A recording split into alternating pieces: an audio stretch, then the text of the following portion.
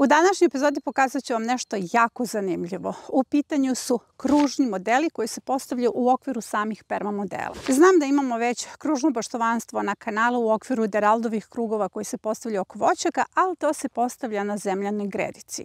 Kada radite na početku setvu na zemljanoj gredici, to je vrlo jednostavno, zato što se samo štapom oblikuju ti krugovi. Kada radite krugove u perma modelu, na početku to deluje kao vrlo komplikovano, ali verujte mi, ako imate dobre makaze, to se vrlo lako postavlja i pravo je uživanje. Zapravo, razlika je u tome što u zemljanoj gredici na početku lako postavljate, ali vrlo često izgubite te modele, jer kad počinje da ih probija trava, teško se održavaju. Perma modele možda na početku malo komplikovanije postavljate, ali ne može da ih probije trava i zaista imate fantastičan i prinos i prizor. Nemojte da zaboravite da ste svi na platformi motivacionog baštovanstva, gde je jako važno da budete praktično ostvareni, ali da dobijete i fantastičan prizor u svojoj bašti, jer je jako važno da se svi u jednom trenutku okrenete oko sebe i kažete: koja sam ja sebi umetnica? Ja to svaki dan sebi govorim. Zapravo, kružno baštovanstvo podrazumeva zdravije biljke koje se međusobno podržavaju, zatim veće prinose, integralni sistemi fantastično funkcionišu, ali ovde što je najbitnije za sve vas koji pratite baštu koja se postavlja u zonama, odnosno motivacionu bio baštu, imamo svih 5 zona zastupljeno na jednom modelu. Zapravo ovde imamo rano prolećnu, kasnu prolećnu, prolećnu, letnju, jesenju i zimsku zonu na samo jednoj gredici. U današnjoj epizodi ćemo ovu analizu koju sam iscrtala za sve vas postaviti u ovaj perma model. Vaš prvi korak jeste da usvojite perma model. Da biste usvojili perma model, pogledajte istoimenu epizodu kako usvojiti perma modele. I još jednu epizodu savjetujem da pogledate koji su osnovni pojmovi za postavku motivacione bio bašte. Na osnovu toga ćete doneti odluku da li postavljate nadzemni ili podzemni perma model.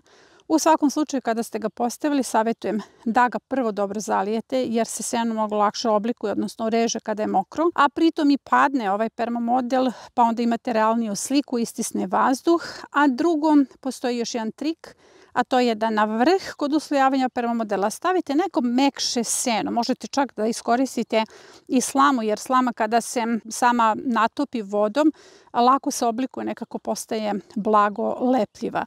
Prema tome, kada radite kružne perma modele, jako je bitno da budete mudri na samom početku. Sljedeći korak je rezanje tunela.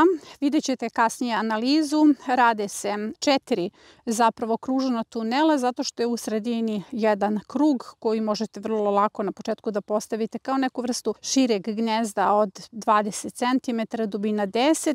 Ako imate oštre makaze, to zaista ide brzo. Meni je za jedan kružni model trebalo samo pola sata da režem i da napunim sve te tunele. Tuneli se rade dubine do 10 cm, tako da recimo ove makaze imaju tu maksimalnu dubinu koja mi je potrebna. Dakle, za rad u perma modelima samo jedne oštre makaze i vi zaista s lakoćom postavljate sve. Sljedeći korak jeste da pripremite svoju mešavinu za punjenje ovih tunela. O mešavini sam pričala u posljednjoj epizodi, osnovni pojmovi za postavku motivacione bio bašte, ali ja ću sada reći vama šta je ovo što držim u ruci. U pitanju je kompost koji mi je dala jedna stara trešnja koja je pala. Zapravo, trešnja mi je dala, nećete verovati, 9 punih kanti ovog prvoklasnog komposta. Samo sam ga malo obogatila stajnjakom, onim mrvičastim stajnjakom i krtičnjakom. Vrlo mali procenat krtičnjaka. Ali savjetujem da pogledate upravo tu epizodu koju sam spomenula, zato što tu govorimo o svim mogućim varijacijama na temu mešavine, koju mi inače na platformi zovemo 3-2-1. Ovo je postavljen kružni model i sada ću vam objasniti kako se radi u koracima. Prvo postavljate ovo centralno gnezdo. U pitanju je gnezdo koje prečnika do 25 cm, dubine 10 cm. Napunite ga mešavinom i samo ga malo oblikujete, odnosno sve vreme pritiskate seno da se to gnezdo ne bi puno raširilo. Nakon toga režete prvi tunel oko tog gnezda, dubina 10 cm, i odmah kako raširite rukom to seno da vam se otvori tunel, punite ga mešavinom. Vi zapravo odmah tunel napunite i sa strane samo gurate seno da vam se ne rasipa puno ta mešavina koju ubacujete u tunel. Kada ste to završili, odmah prelazite na sljedeći tunel i isti je princip. punite ga mešavinom. Kako ga izražete? Recimo izražete nekih 20 cm, odmah ubacujete mešavinu, pa idete ponovo režete 20 cm, pa ubacujete mešavinu i sve vreme sa strane gurate senom, jer na taj način vi zapravo i oblikujete ove kanale. Vrlo se lako postavlja. Kada krenete sa prvim krugom, onda sve ostalo ide jednostavno. Kao što sam rekla, za postavku kompletnog ovog modela meni je bilo potrebno pola sata, jer osnovno što je ovde potrebno za lakoću izvođenja jeste da vam gornji sloj bude mekši, neko mekano seno ili slama, da bude dobro natopljeno vodom i da imate oštre makaze. Pre pojašnjavanja analize ja ću ovako da držim kratko kameru da biste vi mogli da screenshotujete ovo ukoliko želite da postavite ovaj model. Idemo sada redom. Prvo se radi setva u krugovima. A setva u krugovima podrazumeva sistem za brzi uzgoj. Kao što vidite, sistem za brzi uzgoj se mora postaviti isključivo ovim redosledom. Redosled se ne sme menjati. Zapravo i ovde je ključno postaviti po istom redosledu, ja samo nisam upisala, jer je redosled urađen na osnovu njihove berbe. Prvo beremo rotkvice, mladi luk pa spanać, ponovo rotkvice i rukula. Na taj način oslobađa se prostor za glavne kulture, u pitanju je tikvica. Tikvica, jedna sadnica, stavlja se u centralnu zonu 1.5. 1.5. ona treba vrlo mali prostor. Kako bude rasla, vi ćete berbom oslobađati ovaj prostor do rukule, koje ostaje kao sistem zaštite tikvica od lisne vaši. Ovde u centralnu zonu ubacujemo krompir. Krompir se sadi 20.3. Ja ću ga posaditi odmah, zato što hoću da završim snimanje.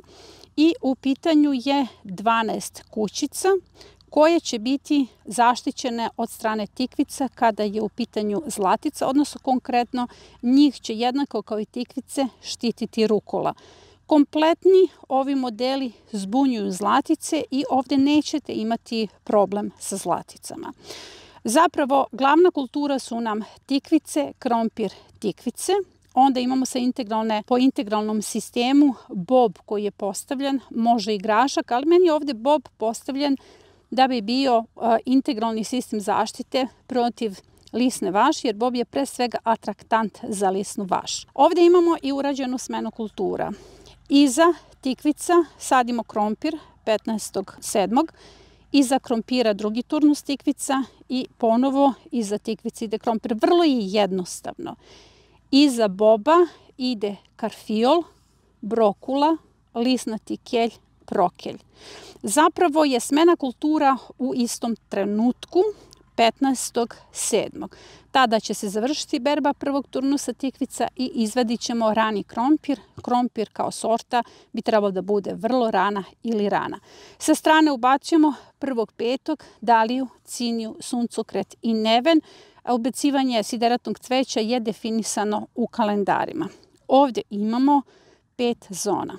Rano prolećna zona, kasno prolećna zona, prolećno-letnja zona. Nakon toga imamo smenu kultura koja ide ka jesenjoj zoni i zimskoj zoni. 5 zona na jednom modelu. Kao što ste vidjeli u samoj analizi, ovdje ćemo imati zaista dobar prinos, ali i lep prizor.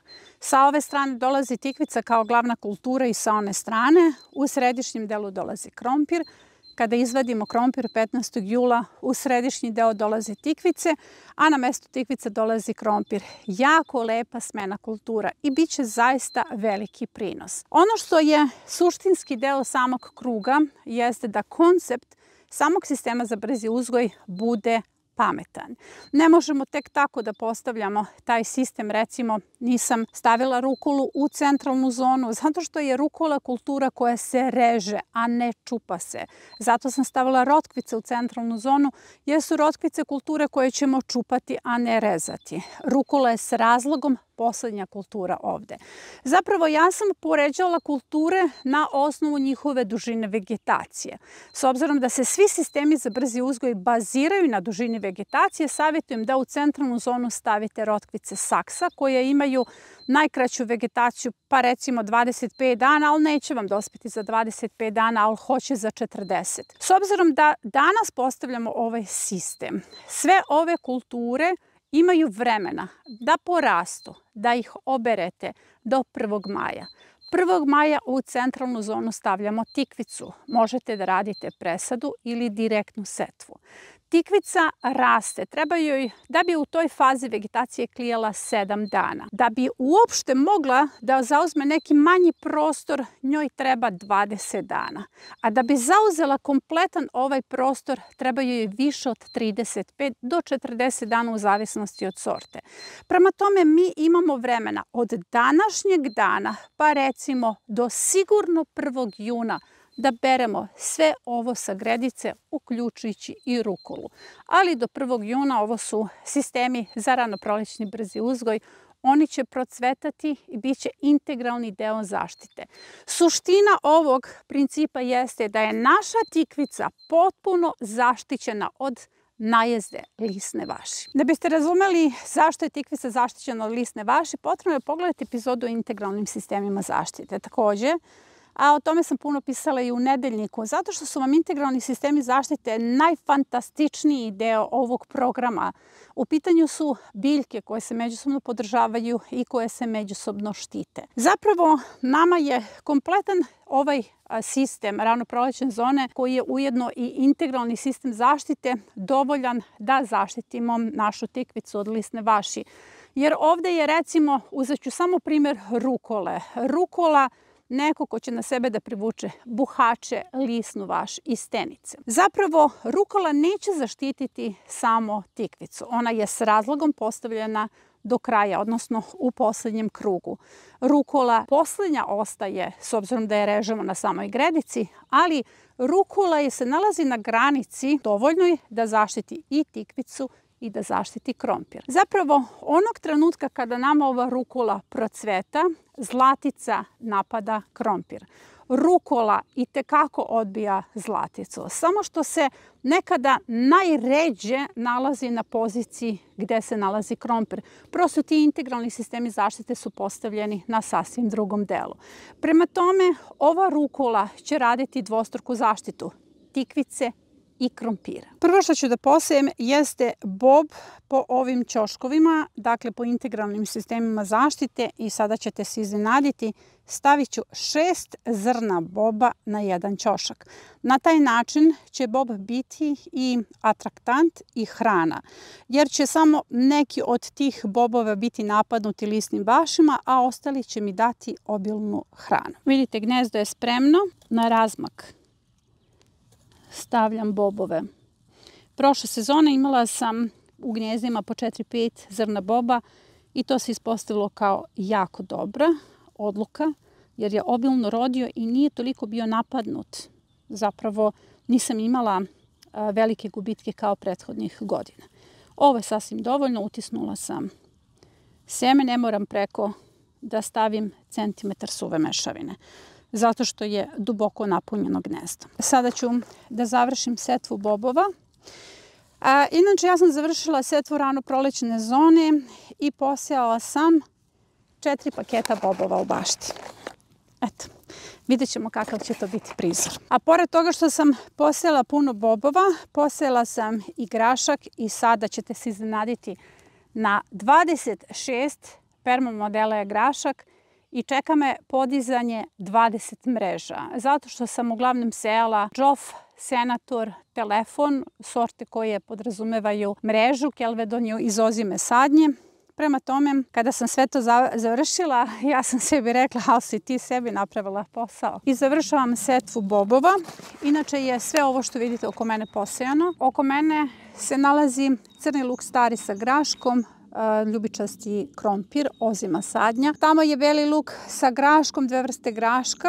A ovo, pogledajte ovde, posejala sam telefon gusto, a zato što želim da ga podignem na ove nosače, to će biti zanimljivo iskušenje ove sezone. Ovaj kupus koji vidite, koji se glaviči čitavu zimu i zaista se uglaviči i berenga, surutka je dala efekat. Ja sam između ubacila bobove, ima jako mnogo bobova i sada kako berem kupus, tako se oslobađa prostor za bobove, a uz bobove ću dodati kasnije neku drugu kulturu. U principu je plan da se doda praziluk, cvekla i blitva. Da vam je to će biti onaj perma model koji ima presadu iz decembra i januara. Iza mene takođe crni luk stari, tamo je onaj model koji smo snimali i sve ispred mene, vi to sad ne možete da vidite, jesu sistemi za brzi uzgoj, odnosno ozima sadnja koja je kombinovana sa ranoprolećnom setvom. Ono što me ovdje posebno raduje i što želim da podelim sa vama jeste što ove tunele punim tkivom stare trešnje. A ja nisam brala sa te stare trešnje, ali videla sam mesto kalema, često sam dodirivala to mesto kalema i ja znam da su sa te stare trešnje generacije koje su nekada živele ovde brale trešnje i uživale jer je to neko kalemio. I kako je ta trešnja pala odavno, ona se pretvorila u humus i ja sada tkivo te trešnje ugrađujem u svoju baštu. Po meni to je najbolji krug ljubavi. Zapravo ta trešnja nastavlja da živi kroz ove moje biljke. Kada sam napunila ove tunele, ja sam rasprskavajućim mlazom sve ovo dobro natopila vodom. Evo, kao što vidite, ovo je sada mokro i spremno da primi seme. Sada kada sam posejala bob, prvo ću obaviti setvu ranoprolećne zone, odnosno sistema za brzi uzgoj. Ovi tuneli su zaliveni, spremni su da prime seme. Evo, Pavle je došla da kontroliše radove. Kao što je u recimo onoj epizodi setve na gnezda za brzi uzgoj, isti je princip. Zapravo napunite tunele, nakon toga kada ih dobro zalijete, samo posipate seme preko, tamo gdje ide crni luk za mladu berbu ide na 2 do 3 cm, samo gusto ubockate te lučice i preko toga ide centimetar suve mešavine. Sad ću vam prvo pokazati kada postavim seme, a nakon toga ćete vidjeti kada pokrijem suvo mešavinu. Poslala sam seme rukole, rotkvica, spanaća, ubacila lučice mladog luka gusto i ponovo rotkvice. Vidite kako to izgleda i sada preko ide centimetar suve mešavine. Ovako to izgleda kada se krugovi poseju i pokriju suvom mešavinom.